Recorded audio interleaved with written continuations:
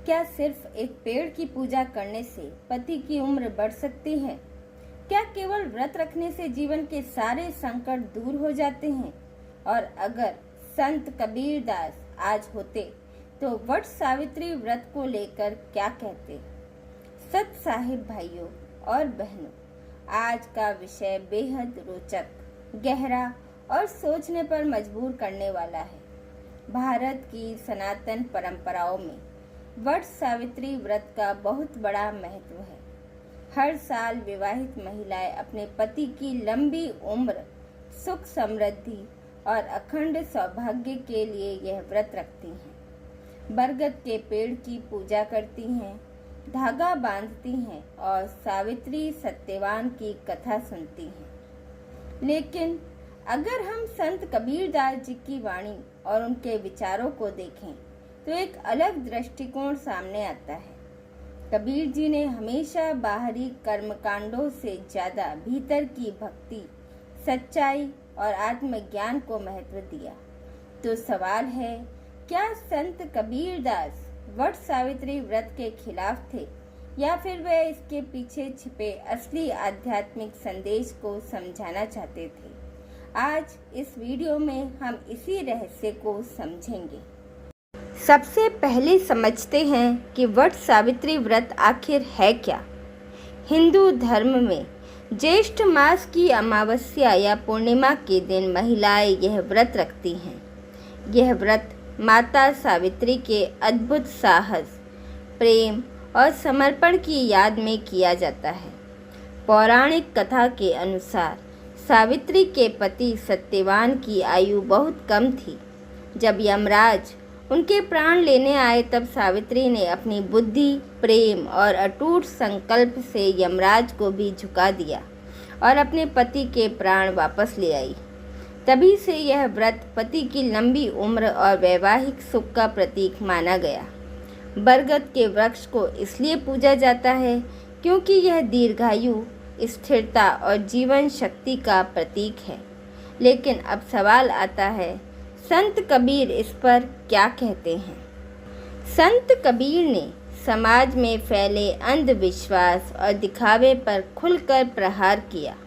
कबीर जी कहते हैं, माला फेरत जुग भया, फिरा न मन का फेर, कर का मन का छोड़ दे, मन का फेर। अर्थात इंसान हाथों से माला फेरता रहता है, पूजा पाठ करता रहता है, लेकिन अगर मन नहीं बदला तो सब व्यर्थ है।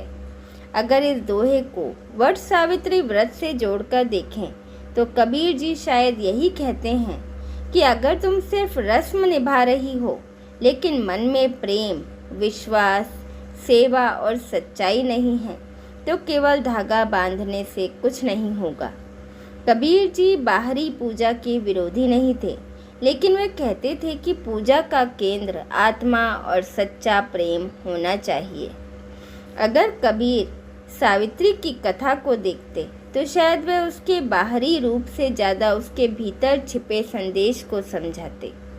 सावित्री की सबसे बड़ी शक्ति व्रत नहीं थी, उसकी सबसे बड़ी शक्ति थी विश्वास, साहस, प्रेम और समर्पण। कबीर जी कहते हैं, प्रेम गली अति सांकरी, तामे दो न समाए। अर्थात प्रेम की राह बहुत संकरी है, उसमें अहंकार और स्वार्थ की जगह नहीं होती। सावित्री का प्रेम भी ऐसा ही था, निस्वार्थ, निर्मल और अटूट। कबीर जी शायद यही कहते कि अगर तुम अपने रिश्ते में प्रेम, सम्मान और विश्वास नहीं रखती तो केवल व्रत रखने से वैवाहिक जीवन मजबूत नहीं होगा। वट सावित्री में बरगद के पेड़ की पूजा की जाती है।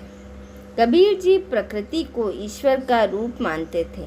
वह कहते हैं, साईं इतना दीजिए, जा में कुटुंब समाए, मैं भी भूखा ना रहूं, साधु न भूखा जाए। यह दोहा संतुलन, प्रकृति और जीवन के प्रति सम्मान सिखाता है।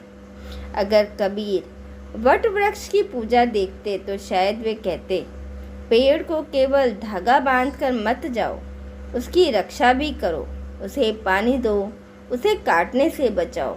यही सच्ची पूजा है। आज कई लोग पूजा तो करते हैं लेकिन प्रकृति की रक्षा नहीं करते। कबीर जी इस दिखावे पर जरूर सवाल उठाते।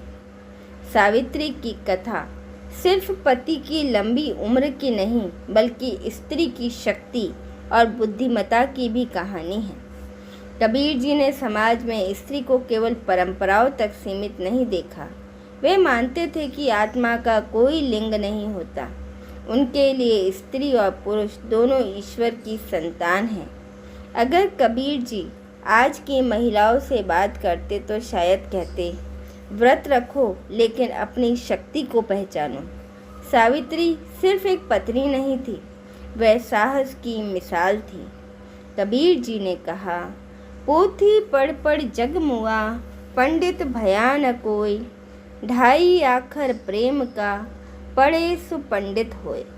यहाँ कबीर जी कहते हैं कि केवल नियम और विधि जान लेना काफ़ी नहीं है। असली ज्ञान प्रेम और अनुभव में है। अगर कोई व्यक्ति वट सावित्री व्रत को केवल डर या समाज के दबाव में करता है तो कबीर शायद कहते, भय में की गई पूजा पूजा नहीं होती।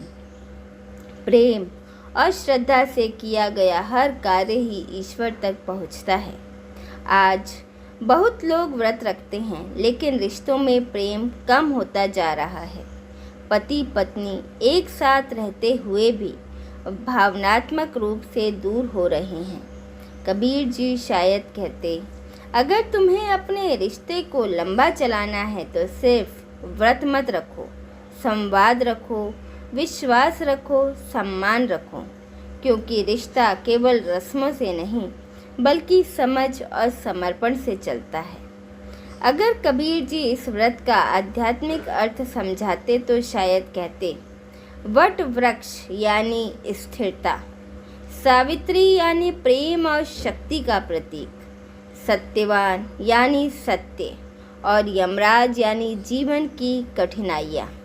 और जब प्रेम, सत्य और साहस साथ हो तो जीवन की सबसे बड़ी कठिनाई भी हार जाती है। यही इस व्रत का असली संदेश है। तो भाइयों और बहनों, संत कबीरदास शायद वट सावित्री व्रत का विरोध नहीं करते, लेकिन वे हमें इसका असली अर्थ जरूर समझाते। वे कहते कि सिर्फ पेड़ के चारों ओर धागा बांधने से नहीं, अपने रिश्ते को प्रेम, विश्वास और सत्य के धागे से बांधो। सिर्फ पूजा मत करो, अपने जीवन को भी पवित्र बनाओ। और अंत में कबीर जी की वाणी है, जहाँ प्रेम वहाँ राम है, जहाँ लोभ वहाँ पाप, जहाँ क्रोध वहाँ काल है, जहाँ क्षमा वहाँ आप। अगर आपके जीवन में प्रेम, विश्वास और सच्चाई है तो वही सबसे बड़ा व्रत है। अगर आपको यह विचार पसंद आया हो तो वीडियो को लाइक करें, चैनल को सब्सक्राइब करें और कमेंट में ज़रूर बताएं आपके अनुसार वट सावित्री व्रत का असली अर्थ क्या है। हमारे साथ बने रहने के लिए धन्यवाद।